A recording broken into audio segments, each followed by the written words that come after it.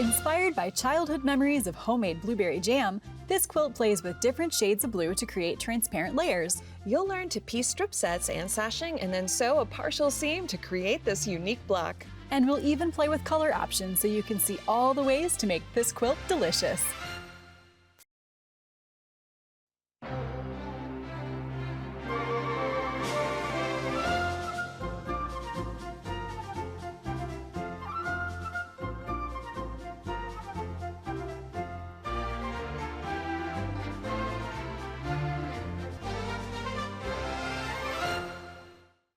Hi there, and welcome to the 48th season of Love of Quilting. I'm Sarah Gallegos. And I'm Angela Huffman. And Angela, I love this blue palette you've chosen for your It's quilt. yummy, right? It is. Yeah. So this is blueberry jam. I like to say blueberry jam and biscuits because it's got a little hint of the little cream color in it. Very sweet. And it's based on a vintage block that's called Let's Jam. It was first appeared around late 70s. That's what you mentioned, yeah. And anytime I see a block that I can't immediately tell how it goes together, I'm like, ooh, I want to do that. I want to figure that out. So that was this block for me. And it plays with color transparencies a lot. So you see this kind of lighter blue color and that more rich blue and where they overlap.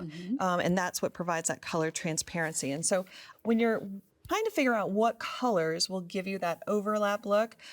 So this is our background, and these were those two kind of focal blues. Sure. And so I kind of think about, okay, if these were the mommy and the daddy, what would the baby look like? Okay. Is the only way I can kind of figure it out. And it takes some playing with, but I finally kind of thought this kind of gray blue was a good tone for that transparency. In between. Yeah, but it does take some playing to kind of figure it out. And sometimes it even takes, if you take a picture with your phone and you put that photo into a monochrome, you can kind of see a little bit more. The colors sometimes lie to you. So sometimes that'll help you find that color transparency. This is why it's so important to have so much fabric in your stash. Right, so you can play. That's yeah. right. Yeah, you can play. And it was fun to do it all in solids as well. So we're going to be making a number of strip sets. And so the first one that we're going to do is we're just going to make it from this lighter blue color. And I have gone ahead and I used some fabric spray and I gave it a nice crisp fold, but you can see this top here is kind of jaggedy. So this is how it just came off the bolt.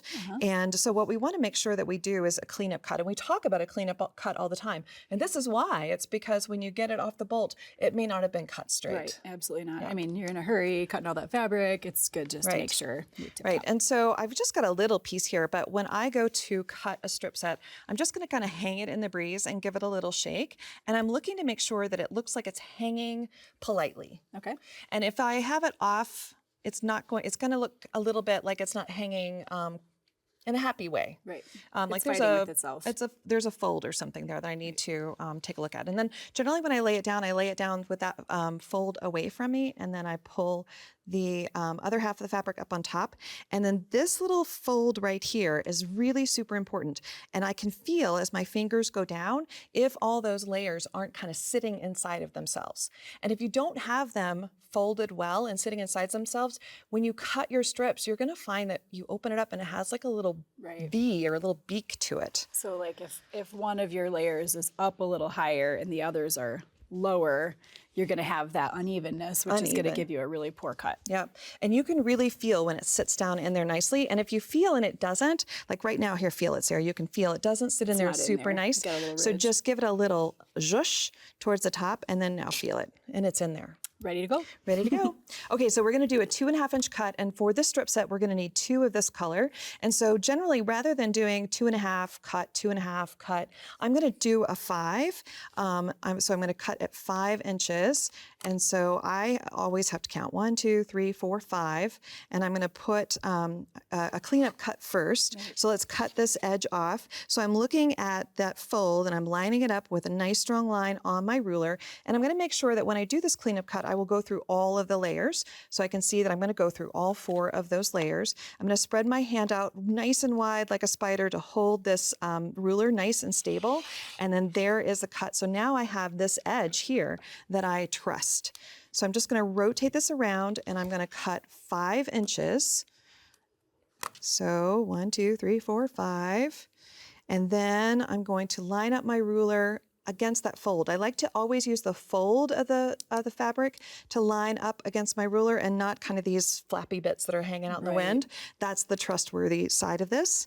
So there's my 5. And of course, 5 divided by 2 is 2.5, and that's what we're after, is our 2.5-inch strips. So 1, 2.5. And I think it's worth saying too, if you haven't recently, this is your reminder to change your blade. It just this flows through that fabric so much nicer. So because I kept that cleanup cut pristine, I know I can trust it. Every time you cut that cleanup cut, you might have to go through, if you're doing a lot of strips, and do a cleanup cut again and again. So we've got our 2 here, and I'm going to do one more, and we're just going to put 2 of these together. So, and I would refer to the pattern as far as the number of strip sets that you need and the colors that you need, but finding that color transparency is going to help really give kind of the visual impact of this quilt.